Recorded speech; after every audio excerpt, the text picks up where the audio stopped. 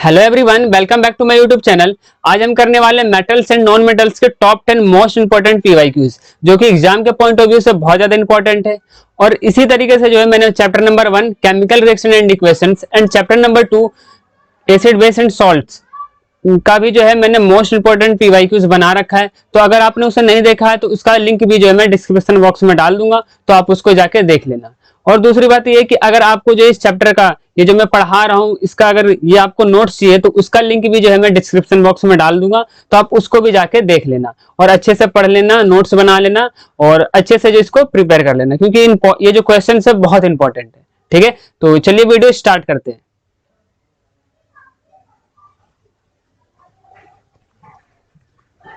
Question number one क्या है? An element x reacts with oxygen, मतलब कि एक एलिमेंट है, कौन सा एलिमेंट है हमें नहीं पता, वो क्या करता है ऑक्सीजन O2 के साथ रिएक्ट करता है और हमें एक कंपाउंड देता है। ठीक है, और ये जो कंपाउंड हमें मिला जो कि एक्स एलिमेंट जो है ऑक्सीजन के साथ रिएक्ट किया, तो वो जो कंपाउंड बना वो कंपाउंड का जो मेल्टिंग पॉइंट है बहुत ज्यादा हाई है। ठीक है, ये हमें हिंट दिया गया है, क्वेश्चन के थ्रू हिंट मिल रहा है कि जो कंपाउंड यहाँ पर फॉर्म हुआ उसकी मेल्टिंग पॉइंट हाई है। ठीक है, और ये जो है वाटर में सॉल्युबल भी है। तो बताइए ये एलिमेंट क्या है? यहाँ पर मेरे को 4 ऑप्शन दिया हुआ, iron, calcium, carbon and silicon, है ना। तो हमें ये बताना है कि इनमें से है कौन। तो इसका जो सही आंसर आ जाएगा वो कैल्शियम होगा। अब कैल्शियम क्यों होगा जरा उसको देखते हैं। देखिए कैल्शियम, मान लीजिए यहाँ पे एक्स की जगह जो है कैल्शियम रख के देखते हैं। अगर मैं यहाँ पे कैल्शियम रख के देखूं तो कैल्शियम को ऑक्सीजन के साथ रिएक्शन करता हूं तो कैल्शियम ऑक्साइड बनता है ना। और हमें पता है कि जब भी कैल्शियम ऑक्साइड का रिएक्शन वाटर के साथ करते हैं तो कैल्शियम हाइड्रोक्साइड बनता है ना, कैल्शियम हाइड्रोक्साइड और यहाँ पर वाटर, और जो कि क्या होता है सॉल्युबल होता है। और यही देखिए जैसे ही मैंने यहाँ पर कैल्शियम रखा सब चीज यहाँ पर सेटिस्फाई हो रहा है ना, मतलब कि उसका रिएक्शन किया तो कंपाउंड बना जिनकी मेल्टिंग पॉइंट हाई होती है। और यहाँ पर हमें पता भी कि कैल्शियम ऑक्साइड की मेल्टिंग पॉइंट जो होती है हाई होती है, और ये जो कंपाउंड होता है वो सॉल्युबल भी होता है वाटर में। देखिए यहाँ पर रिएक्शन किया कैल्शियम हाइड्रोक्साइड बना, है ना। तो इस तरीके से इसका जो सही ऑप्शन हो जाएगा वो ऑप्शन नंबर बी कैल्शियम हो जाएगा। ठीक है, और ये क्वेश्चन जो है सीबीएसई 2020 में पूछा गया था। ठीक है, बढ़ते हैं नेक्स्ट क्वेश्चन की तरफ। Question number 2, in which form zinc metal is used from laboratory to prepare hydrogen, मतलब कि हाइड्रोजन को प्रिपेयर करने के लिए लेबोरेटरी में जो है जिंक मेटल का कौन सा फॉर्म यूज करते हैं? क्या हम जिंक को रोड फॉर्म में यूज करते हैं लेबोरेटरी में, या फिर हम पाउडर फॉर्म में यूज करते हैं, या फाइलिंग के रूप में, या फिर ग्रेन्यूल्स के फॉर्म में यूज करते हैं? तो इसका जो सही ऑप्शन होगा वो होगा ग्रेन्यूल्स, मतलब कि हम जो मेटल्स को हम लेबोरेटरी में जो यूज करते हैं वो हम जिंक मेटल को जो यूज करते हैं वो हम ग्रेन्यूल्स के फॉर्म में यूज करते हैं, है ना। और ये क्वेश्चन देखिए सीबीएसई 2015 में पूछा गया था। ठीक है, तो इसमें जो हम जिंक मेटल का जो यूज करते हैं लेबोरेटरी पे ग्रेन्यूल्स के फॉर्म में यूज करते हैं ना। और यहाँ पर एक मैं एग्जांपल भी दिखाऊंगा जहां पर हम ग्रेन्यूल्स के फॉर्म में जो है हमने यूज कर रखा है। ये देखिए यहाँ पर ये रिएक्शन तो आपको पक्का याद होगा, एसिड बेस एंड सॉल्ट वाले में हम पढ़ते हैं क्या करते हैं यहाँ पर जो एक टेस्ट ट्यूब लेते हैं और टेस्ट ट्यूब के अंदर जो हम जो यहाँ पर क्या बोलते हैं सल्फ्यूरिक एसिड ऐड कर देते हैं। ठीक है, और इसमें जो देख सकते हो आपने हमने जो है जिंक ग्रेन्यूल्स के जो छोटे छोटे टुकड़े जो हमने रख दिया। इससे क्या होता है कि जिंक जो है HCl सल्फ्यूरिक एसिड के साथ रिएक्शन करके जो यहाँ पर हाइड्रोजन गैस प्रोड्यूस होता है, और ये हाइड्रोजन गैस जो होता है डिलीवरी ट्यूब्स के थ्रू जो है इस तरीके से बाहर आ जाता है। और बाहर हम यहाँ पर कैंडल इसलिए रखते हैं ताकि यहाँ पर जो है पॉपअप साउंड जो है हमें सुनाई दे, इससे हमें कंफर्मेशन हो जाएगा कि जो गैस इवॉल्व हुआ है वो हाइड्रोजन गैस ही है ना। तो इस तरीके से यहाँ पर देख सकते हो कि यहाँ पर जो जिंक यूज किया गया है वो ग्रेन्यूल्स के फॉर्म में यूज किया है। और यही क्वेश्चन जो यहाँ पर पूछा गया था कि जिंक को जो है हम किस फॉर्म में यूज करते हैं, तो ग्रेन्यूल्स के फॉर्म में यूज करते हैं। ठीक है, तो ये हो गया इस क्वेश्चन का सही आंसर। आगे बढ़ते हैं, आगे है question number 3, 4 test tube marked 1, 2, 3 and 4 were taken. ठीक है, and 20 ml of aluminium sulphate solution in water are poured in each of test tube, मतलब कि ये 4 टेस्ट ट्यूब हमारे पास है। ठीक है, और इन चारों टेस्ट ट्यूब में जो हमने एल्यूमिनियम सल्फेट का सॉल्यूशन डाल दिया, इसमें भी एल्यूमिनियम सल्फेट है, इसमें भी एल्यूमिनियम सल्फेट है, इसमें भी एल्यूमिनियम सल्फेट है, और इसमें भी एल्यूमिनियम सल्फेट। ठीक है, अब क्या करते हैं हम जो है एक जिंक का मेटल लेते हैं, जिंक मेटल का एक पीस लेते हैं, उसको टेस्ट ट्यूब नंबर 1 में डाल देते हैं, मतलब कि टेस्ट ट्यूब नंबर 1 में हमारा क्या है जिंक मेटल है, और टेस्ट ट्यूब नंबर 2 में जो है हम आयरन नील डालते हैं। ये रहा हमारा आयरन नील हम टेस्ट ट्यूब 2 में डालते हैं, और तीसरे में जो हम कॉपर टर्निंग्स डालते हैं, मतलब कि इसमें जो हम कॉपर डालते हैं। ठीक है, और टेस्ट ट्यूब 4 में जो है हम एल्यूमिनियम का स्ट्रिप डाल देते हैं। ठीक है, इसमें हमने डाल दिया एल्यूमिनियम का स्ट्रिप। पर हम क्या देखते हैं, टेस्ट ट्यूब के अंदर कोई भी ऑब्जर्वेशन हम देखते ही नहीं, मतलब कि यहाँ पर कोई रिएक्शन ही नहीं हुआ। तो आप ये बताइए कि इनमें से कौन सा ऑप्शन सही है?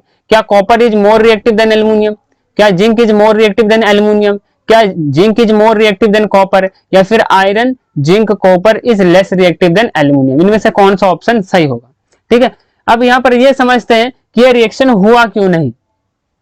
ठीक है, तो उसको जरा हम समझते हैं। उसको समझने से पहले जो है हम रिएक्टिविटी सीरीज, जो कि मैं पहले चैप्टर में भी दूसरे चैप्टर में भी बार बार मैं बता रहा हूं कि रिएक्टिविटी सीरीज बहुत ज्यादा इंपॉर्टेंट है। रिएक्टिविटी सीरीज से जो है क्वेश्चन आएगा ही आएगा, है ना। तो इसको आप नोट कर लीजिए, ये रिएक्टिविटी सीरीज को जरूर पढ़ के जाना है, क्योंकि रिएक्टिविटी सीरीज बहुत इंपॉर्टेंट है। डिस्प्लेसमेंट रिएक्शन आपसे पूछ लेगा, फिर हमारा मेटल एंड नॉन मेटल से हमारा एक्सट्रैक्शन ऑफ मेटल से क्वेश्चन पूछ लेगा, वहां पर भी जो है रिएक्टिविटी सीरीज का जो यूज होने वाला है ना। तो ऐसे बहुत जगह है जहां पर रिएक्टिविटी सीरीज आता है। तो रिएक्टिविटी सीरीज अगर आपको नहीं आएगा तो फिर प्रॉब्लम की बात है। ठीक है, तो रिएक्टिविटी सीरीज याद कर लीजिए। मैंने याद करने का तरीका भी बताया था, निमोनिक से बनाया था, केदारनाथ का माली आलू जरा फीके पकाता है, कौन है आगे, है ना। इससे हमारा इजिली जो है याद हो जाता है ना, तो याद कर लेंगे। अब यहाँ पर ध्यान से देखिए, जैसे हम अप टू डाउन जाते हैं वैसे वैसे क्या होता है, रिएक्टिविटी सीरीज डिक्रीज होती है। मेरा कहने का मतलब ये है कि अगर हम सोडियम को अगर हम सबसे मोस्ट रिएक्टिव मेटल माने तो सबसे लो रिएक्टिव मेटल जो हमारा गोल्ड हो जाएगा, है ना। क्योंकि अप टू डाउन आने पर जो रिएक्टिविटी सीरीज घटती है, इस वजह से ऐसा हो रहा है। इस वजह से गोल्ड जो है लेस्ट रिएक्टिव मेटल है और सोडियम हाई रिएक्टिव मेटल है। ठीक है, तो ये हो गया रिएक्टिविटी सीरीज। अब बात करते हैं कि जब हमने क्या क्या लिया था, जिंक लिया था और क्या लिया था, कॉपर लिया था और आयरन लिया था, एंड एल्यूमिनियम का स्ट्रिप लिया था ना। और हमने उसको जो है हमने टेस्ट ट्यूब उसमें डाला था, एल्यूमिनियम सल्फेट के सॉल्यूशन में जो इन चारों मेटल को डाला था। पर यहाँ पर ध्यान से देखिए, जो हमने जो एल्यूमिनियम सल्फेट लिया है, एल्यूमिनियम से ज्यादा रिएक्टिव होंगे तभी तो डिस्प्लेसमेंट रिएक्शन शो होता है ना। हमने डिस्प्लेसमेंट रिएक्शन में क्या सीखा था, हमने डिस्प्लेसमेंट रिएक्शन में यही तो सीखा था ना कि हाई रिएक्टिव मेटल जो है लो रिएक्टिव मेटल को डिस्प्लेस करता है ना। अब एल्यूमिनियम के नीचे जितने मेटल आएंगे वो तो लो रिएक्टिव मेटल है, तो एल्यूमिनियम सल्फेट से जो है एल्यूमिनियम को तो ये सब मेटल रिमूव ही नहीं कर पाएंगे, प्लस ये एल्यूमिनियम भी नहीं कर पाएगा, एल्यूमिनियम से ऊपर वाला मेटल जो है वो कर सकता है। पर यहाँ पर जो ऐसा कोई भी एलिमेंट नहीं है जो एल्यूमिनियम से ऊपर आता हो, सारे या तो एल्यूमिनियम है या तो एल्यूमिनियम के नीचे है। इस वजह से जो है रिएक्शन नहीं हुआ, इस वजह से यहाँ पर डिस्प्लेसमेंट रिएक्शन किसी भी टेस्ट ट्यूब में हुआ ही नहीं, है ना। और तो ये इसका जो सही ऑप्शन हो जाएगा वो डी हो जाएगा। Means zinc iron and copper are less reactive than aluminium, aluminium से कम रिएक्टिव थे, इस वजह से यहाँ पर कोई ऑब्जर्वेशन शो ही नहीं हुआ हमें। ठीक है, तो इस क्वेश्चन नंबर 3 का जो सही ऑप्शन हो जाएगा वो डी हो जाएगा। और डी क्या है, zinc iron copper is less reactive than aluminium. ठीक है, और ये क्वेश्चन जो है सीबीएसई 2015 में पूछा गया था, देख सकते हो आप। ठीक है, चलिए आगे बढ़ते हैं। आगे है क्वेश्चन नंबर 4। क्वेश्चन नंबर 4 क्या कहता है, give reason platinum gold and silver are used to make jewelleries, and B क्या है, metals like sodium and potassium are stored under oil. मतलब कि यहाँ पर क्वेश्चन ये पूछा जा रहा है कि हम प्लेटिनम गोल्ड सिल्वर को जो हम ज्वेलरीज में क्यों यूज करते हैं, and metal like sodium and potassium को हम ऑयल में स्टोर करके क्यों रखते हैं। ठीक है, तो पहले का आंसर देखते हैं। Platinum and gold and silver are used to make the jewelleries because it's bright shiny surface. मतलब कि इनका जो सरफेस होता है, मतलब प्लेटिनम गोल्ड एंड सिल्वर का जो सरफेस होता है वो शाइनिंग होती है, ब्राइट होती है, और ये क्या होते हैं, मेलिएबल होते हैं एंड प्लस डक्टाइल होते हैं। इस वजह से जो है प्लेटिनम गोल्ड एंड सिल्वर को जो है ज्वेलरीज में जो है यूज किया जाता है। ठीक है, और इनकी प्रॉपर्टीज के कारण ही जो ये क्या होते हैं, लस्ट्रस, ये चमकते हैं, और इनको जो है ड्रॉ करके जो है लंबी लंबी वायर्स बनाया जा सकता है। इनको हम शीट्स में कन्वर्ट कर सकते हैं for making jewelleries design. Jewelleries design को बनाने के लिए जो हम इसको शीट्स में कन्वर्ट कर सकते हैं। इस वजह से जो हम प्लेटिनम गोल्ड एंड सिल्वर को जो है ज्वेलरीज में यूज करते हैं। क्लियर हो गया। अब पार्ट 2 पर देखते हैं। पार्ट 2 में क्या था कि सोडियम एंड पोटेशियम को जो है हम स्टोर करके ऑयल के अंदर स्टोर करके क्यों रखते हैं। तो हम इसको स्टोर करके इसलिए रखते हैं क्योंकि ये जो है नेचर में जो बहुत ज्यादा रिएक्टिव होता है, मतलब कि ये एयर में प्रेजेंट ऑक्सीजन के साथ रिएक्शन कर लेता है। तो इसको जो ऑक्सीडेशन से प्रिवेंट करने के लिए जो इसको हम एयर में रखते हैं। ठीक है, यहाँ पर मैंने वही चीज लिखा कि सोडियम एंड पोटेशियम जो है stored in oil because they are very reactive in nature. ये क्या होते हैं, बहुत ज्यादा रिएक्टिव होते हैं। और हमने जो है रिएक्टिविटी सीरीज में भी हमने बात किया था कि सोडियम एंड पोटेशियम जो है सबसे ऊपर आते हैं, मींस ये मोस्ट रिएक्टिव मेटल्स होते हैं। इस वजह से ये बहुत ज्यादा रिएक्टिव होने के कारण जो है ये फ्री स्टेट में पाए ही नहीं जाते। इस वजह से जो है सोडियम एंड पोटेशियम को जो है ऑयल में स्टोर करके रखा जाता है, ठीक है। और ये बहुत इंपॉर्टेंट क्वेश्चन, ये अक्सर जो है पूछा जाता है कि सोडियम एंड पोटेशियम को जो है हम ऑयल के अंदर, ऑयल कौन सा ऑयल, केरोसिन ऑयल के अंदर हम क्यों स्टोर करके रखते हैं। तो उसका रीजन यही है कि सोडियम एंड पोटेशियम जो है मोस्ट रिएक्टिव मेटल्स है, ये एयर के साथ रिएक्शन कर जाते हैं, इवन ये जो है आग तक पकड़ लेते हैं। इस वजह से जो इनको जो है हम केरोसिन ऑयल में जो है रखते हैं, ठीक है। They react with oxygen present in air, thus for prevention from oxidation they are kept in oil, है ना। इनको जो है ऑक्सीडेशन से प्रिवेंट करने के लिए जो इनको जो हम ऑयल में रखते हैं, ठीक है। तो ये हो गया इसके बारे में, क्वेश्चन नंबर 4 के बारे में, जो कि 2019 में पूछा गया था, ठीक है। अब नेक्स्ट देखते हैं फिजिकल प्रॉपर्टीज ऑफ मेटल्स, है ना। जैसा कि यहाँ पर प्रॉपर्टीज के बारे में चल रही थी बातें, तो क्यों ना इसका कॉन्सेप्ट समझ लिया जाए कि फिजिकल प्रॉपर्टीज क्या होती है मेटल की। तो मेटल जो होते हैं वो लस्ट्रस होते हैं, मींस इनकी जो सरफेस होती है वो शाइनिंग होती है, जिसे हम लस्टर कहते हैं। मेलिएबल, मेलिएबल मतलब कुछ मेटल्स को जो है हम पीट पीट कर जो है थिन पतली शीट्स बना सकते हैं, इसी चीज को हम कहते हैं मेलिएबिलिटी या मेलिएबल कहते हैं, है ना। गोल्ड एंड सिल्वर जो होते हैं वो मोस्ट मेलिएबल होते हैं, ठीक है। एंड डक्टाइल क्या होता है, कुछ मेटल्स को जो है हम ड्रॉ करके मतलब खींच के जो है लंबी लंबी तारे, पतली पतली तारे जो हम बना सकते हैं, जिसे हम कहते हैं डक्टिलिटी, ठीक है। इसका गोल्ड के बारे में फैक्ट ये है कि हम 1 ग्राम सोने से, कितना, 1 ग्राम सोने से जो है कम से कम 2 किलोमीटर लेंथ का वायर जो है हम बना सकते हैं सिर्फ 1 ग्राम गोल्ड से। कितना अमेजिंग फैक्ट है ना ये। Next melting point, melting point की बात करें तो ये जो मेटल्स की जो melting point and boiling point होती है वो हाई होती है, ठीक है। बट यहाँ पर एक्सेप्शन ये है कि गैलियम एंड सेजियम ये दोनों मेटल्स है, पर इनकी जो मेल्टिंग पॉइंट होती है वो लो होती है। इनकी मेल्टिंग पॉइंट इतनी लो होती है कि इनको अगर अपने पाम पर रखे, मतलब कि अपने हथेली पर रखे, तो ये पिघल जाते हैं, ठीक है। तो ये हो गया मेटल्स की फिजिकल प्रॉपर्टीज के बारे में। आई होप समझ में आया होगा। आगे देखते हैं, आगे क्वेश्चन नंबर 5। क्वेश्चन नंबर 5 क्या कहता है, give reason carbonate and sulphide ore are used usually converted into oxide during the process of extraction. मतलब कि हम जब हम मेटल को एक्सट्रैक्ट करते हैं तो जितने भी मेटल्स के कार्बोनेट होते हैं या सल्फाइड ओर्स होते हैं उनको हम सबसे पहले ऑक्साइड ओर में क्यों कन्वर्ट करते हैं, ठीक है। पहला पार्ट ये हो गया। दूसरा पार्ट ये है कि aluminium is highly reactive metal, high reactive metal, most reactive metals है, पर फिर भी जो है इनको जो है हम कुकिंग यूटेंसिल्स, मतलब कि खाना बनाने के जो बर्तन होते हैं उनमें उनको बनाने के लिए हम क्यों करते हैं, ठीक है। तो सबसे पहले फर्स्ट पार्ट का देखते हैं। कार्बोनेट एंड सल्फाइड ओर को जो है हम ऑक्साइड ओर में इसलिए कन्वर्ट करते हैं, क्योंकि मेटल ऑक्साइड में से, मेटल ऑक्साइड से जो है मेटल्स को एक्सट्रैक्ट करना मोस्ट ज्यादा इजी होता है as compare to carbonate and sulphide ores. इस वजह से जो है कार्बोनेट एंड सल्फाइड ओर्स को हम मेटल ऑक्साइड में कन्वर्ट करते हैं, ठीक है। और यही बात मैंने यहाँ पर लिखा है, carbonate and sulfide ores are usually converted into oxide during the process of extraction because obtaining a metal from its oxide, इनके ऑक्साइड से जो है मेटल्स को ऑब्टेन करना, मेटल्स को प्राप्त करना जो है more easy than from the metal carbonate and sulphides. Metal carbonate and metal sulphide से जो है मोर इजी होता है, इस वजह से जो है हम कार्बोनेट एंड सल्फाइड ओर्स को ऑक्साइड ओर में कन्वर्ट करते हैं, ठीक है। तो ये हो गया फर्स्ट पार्ट का आंसर। दूसरा, एल्युमिनियम को जो है हम यूटेंसिल्स, कुकिंग यूटेंसिल्स में जो है मतलब कि खाना बनाने के बर्तनों में जो है हम क्यों यूज करते हैं, तो उसका रीजन ये है कि सबसे पहले एल्युमिनियम जो है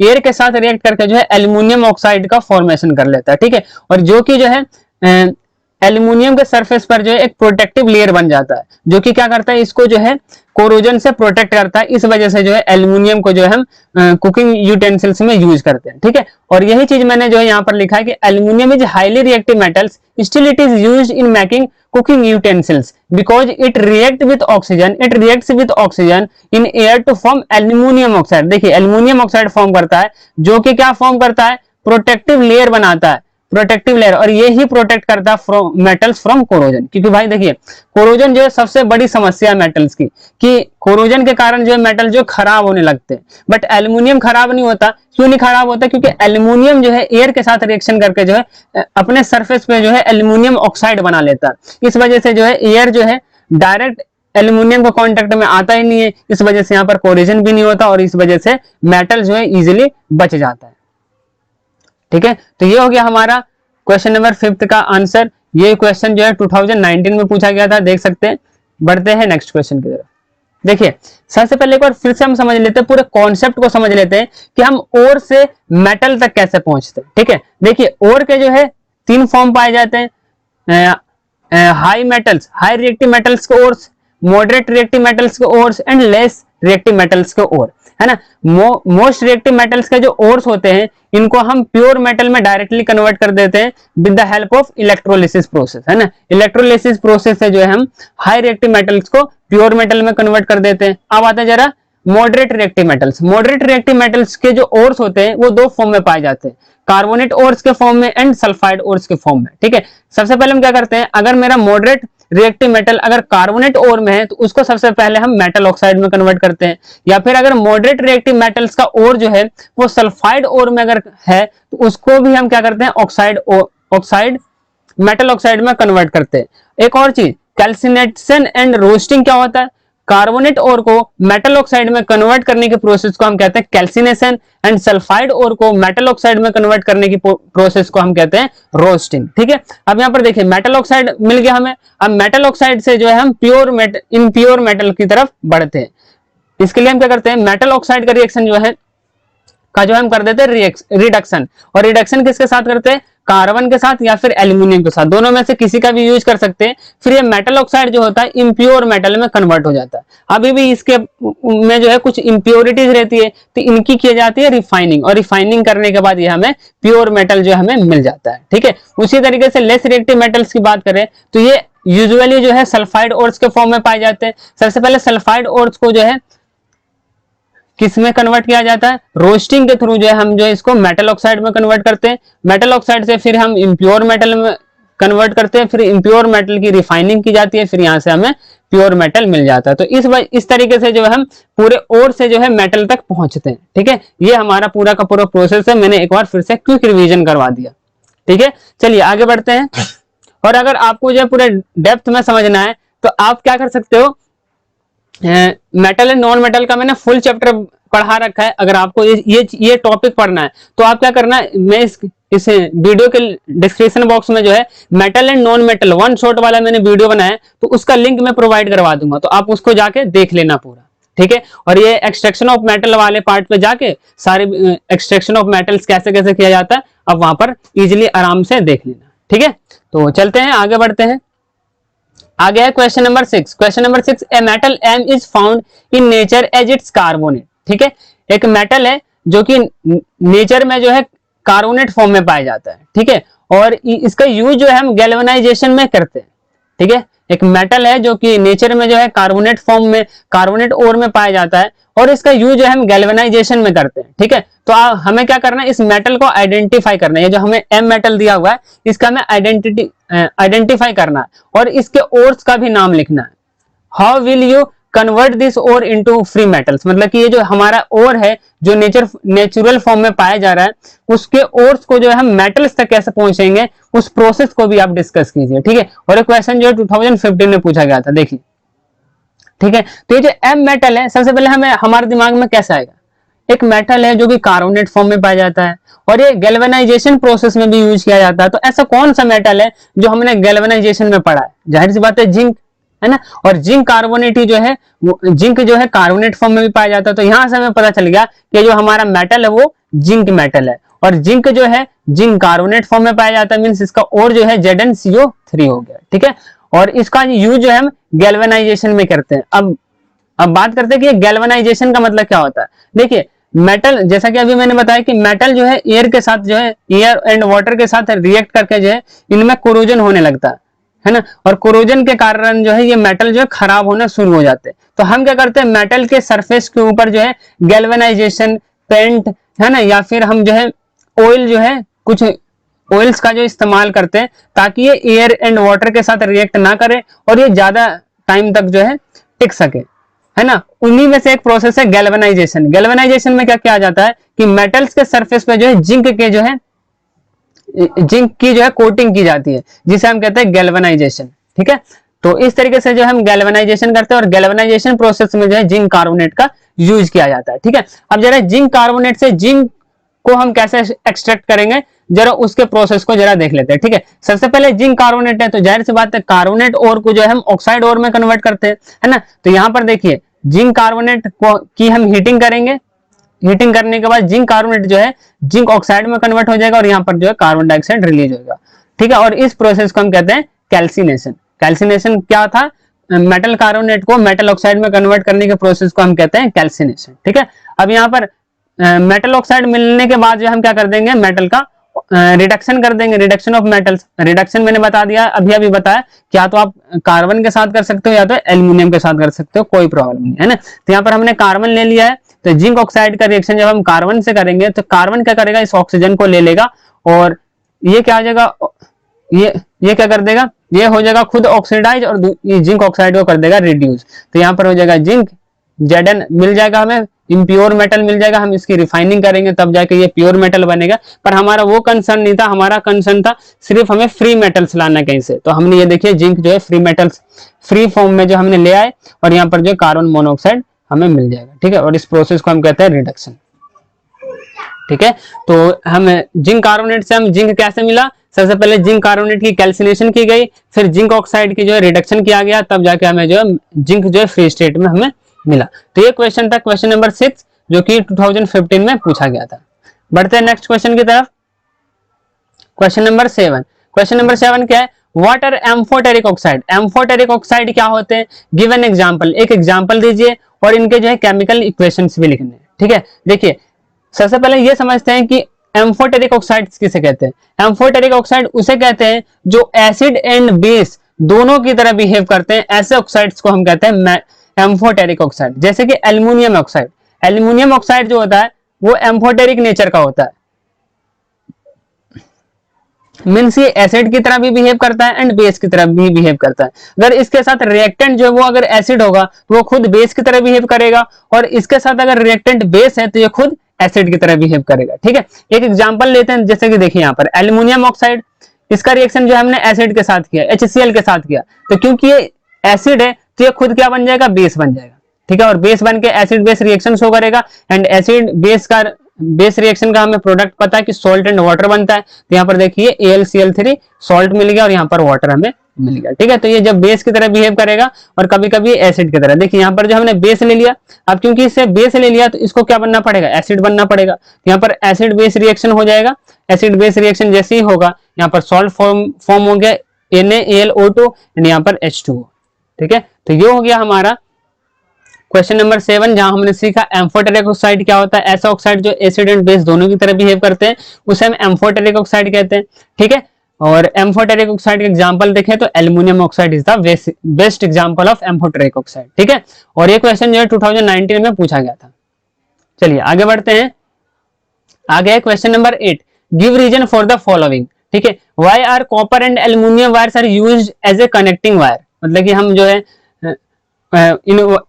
कॉपर एंड एल्युमिनियम को जो है हम वायर्स के लिए हम क्यों यूज करते हैं, और दूसरा कि टंगस्टन को जो हम फिलामेंट्स बनाने के लिए हम क्यों करते हैं, ठीक है। तो सबसे पहले फर्स्ट पार्ट देखते हैं, कॉपर एंड एल्युमिनियम को जो हम कनेक्टिंग वायर्स के रूप में इसलिए यूज करते हैं क्योंकि इनकी रेजिस्टिविटी जो होती है वो बहुत ज्यादा लो होती है। अब रेजिस्टिविटी लो हुआ तो रेजिस्टेंस कम होगा, और रेजिस्टेंस कम होगा तो करंट ज्यादा होगा, है ना। हमें पता है ओम्स लॉ से, ओम्स लॉ क्या कहता है, ओम्स लॉ पता है ना क्या होता है, V is equal to IR,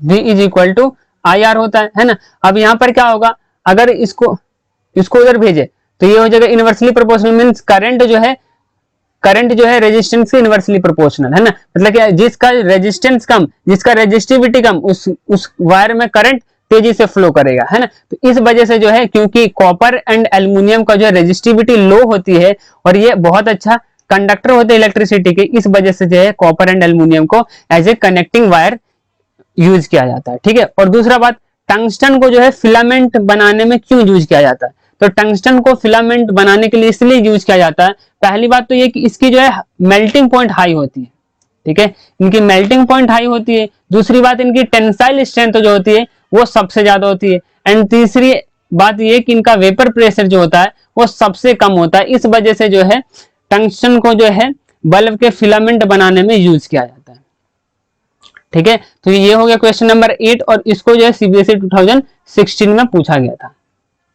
ठीक है। अब बढ़ते हैं नेक्स्ट क्वेश्चन की तरफ। नेक्स्ट क्वेश्चन है question number 9, by transfer of electron. ये मैं इंपॉर्टेंट मानूंगा क्योंकि ये क्वेश्चन अक्सर पूछा जाता है। By the transfer of electrons illustrate the formation of bond in magnesium chloride and identify the ions present in the compound, ठीक है। हमें क्या करना है, हमें जो है मैग्नीशियम क्लोराइड का फॉर्मेशन करना है, ठीक है। जरा देखते हैं इसको कैसे फॉर्म करेंगे। सबसे पहले जो जिस तरीके से बता रहा हूं, अगर क्वेश्चन आया तो इसी तरीके से आपको करना है। सबसे पहले क्या लिखेंगे, एटॉमिक नंबर ऑफ मैग्नीशियम 12 होता है। अब इसके बाद लिख देंगे हम इलेक्ट्रॉनिक कॉन्फ़िगरेशन ऑफ मैग्नीशियम, कितना होता है 282। फिर लिखेंगे हम एटॉमिक नंबर ऑफ क्लोरीन जो कि 17 होता है। अब लिखेंगे इलेक्ट्रॉनिक कॉन्फ़िगरेशन ऑफ क्लोरीन जो कि 287। आई होप कि आपको जो इलेक्ट्रॉनिक कॉन्फ़िगरेशन तो करना आता ही होगा, ये तो हम 9th क्लास से ही सीखते आ रहे हैं, ठीक है। अब देखिए, अब अगर यहाँ पर ध्यान से देखो, हमें पता है कि कोई भी एटम जो है वो स्टेबल कब होता है, वो स्टेबल जब होता है जब इसके आउटर मोस्ट सेल में जो है 8 इलेक्ट्रॉन होते हैं। अब यहाँ पर ध्यान से देखें तो इसके आउटर मोस्ट सेल में कितने, 2 इलेक्ट्रॉन। अब ये क्या चाहेगा, ये सोचेगा कि या तो मैं 6 इलेक्ट्रॉन कहीं से मैं ले आऊं, मतलब कि कोई मेरे को 6 इलेक्ट्रॉन दे दे, या फिर मेरे 2 इलेक्ट्रॉन यहां से निकल जाए, तो मेरे क्या हो जाएंगे, सेकंड सेल में 8 इलेक्ट्रॉन बचेंगे, आराम से मैं मौज करूंगा। फिर क्लोरीन सोचेगा कि यार मेरे जो आउटर मोस्ट सेल में 7 इलेक्ट्रॉन है। अब ये सोचेगा कि मैं क्या कर दूं, 7 इलेक्ट्रॉन या तो मैं रिमूव कर देता हूं तो फिर मैं सेकंड सेल पे पहुंच जाऊंगा जो कि मेरे 8 इलेक्ट्रॉन है, या तो कोई मेरे को 1 इलेक्ट्रॉन दे दे तो मैं यहां पर क्या हो जाऊंगा, स्टेबल हो जाऊंगा, ये सोचेगा ये। अच्छा, अब यहाँ पर दोनों की प्रॉब्लम है। ये चाहता है कि मेरे 2 इलेक्ट्रॉन निकल जाए एंड क्लोरीन चाहता है कि मेरे 1 इलेक्ट्रॉन आ जाए, है ना। तो मैग्नीशियम क्या बोलेगा कि भाई देखो, क्लोरीन के पास जाएगा और क्लोरीन को बोलेगा कि भाई देखो तुम जो है अपने जैसे एक और ले आओ, ताकि मैं क्या करूंगा, अब मैं अपना मेरे जो 2 इलेक्ट्रॉन है उनको जो एक एक करके तुम दोनों को बांट दूंगा, जिससे क्या हो जाएगा, तुम भी स्टेबल हो जाओगे और मैं भी स्टेबल हो जाऊंगा। तो ऐसा ही करेंगे वो। मैग्नीशियम क्या करेगा, मैग्नीशियम को 2 इलेक्ट्रॉन लॉस करना है तो ये 2 इलेक्ट्रॉन लॉस कर देगा और इसके पास सिर्फ 2 सेल बचेंगे 2 and 8, और जो कि क्या हो गया, स्टेबल हो गया। अब उसी तरीके से क्योंकि मैग्नीशियम ने बोला कि 2 क्लोरीन एटम आओ, तो क्या करेगा, एक क्लोरीन को 1 एटम दे देगा अपना, ये जो 2 इलेक्ट्रॉन लॉस किया है उसमें से 1 इलेक्ट्रॉन इस क्लोरीन को दे देगा और यहां पर बन जाएगा, क्योंकि इसको 1 ही इलेक्ट्रॉन की नीड है, स्टेबल होने के लिए 1 इलेक्ट्रॉन की नीड है, तो ये इलेक्ट्रॉन इसे दे देगा। तो यहाँ पर 288 जो कि पहले 7 था, अब यहाँ पर क्या हो गया, 1 इलेक्ट्रॉन गेन करते ही 288 हो गया, जो कि ये क्या हो गया, स्टेबल हो गया। मैग्नीशियम भी स्टेबल हो गया, है ना। तो क्योंकि मैग्नीशियम ने बोला था कि 2 क्लोरीन एटम आने चाहिए, तो मैग्नीशियम क्या कर देगा, 1 एटम 1 इलेक्ट्रॉन जो है अपना इसे सेंड कर देगा और 1 इलेक्ट्रॉन इसे सेंड कर देगा, तो और यहाँ पर जो है इस तरीके से कंपाउंड का फॉर्मेशन हो जाएगा। देखिए, अब देखिए, क्योंकि मैग्नीशियम जो है 2 इलेक्ट्रॉन लॉस किया है, इस वजह से इसके ऊपर जो है पॉजिटिव चार्ज आया, +2 चार्ज, और क्लोरीन ने क्योंकि 1 इलेक्ट्रॉन गेन किया है, इस वजह से इसके पास आया है Cl-, मतलब 1 नेगेटिव चार्ज, ठीक है। तो इस तरीके से जो ये कंपाउंड फॉर्म हो जाएगा Mg2+ and Cl- whole twice, means MgCl2, है ना,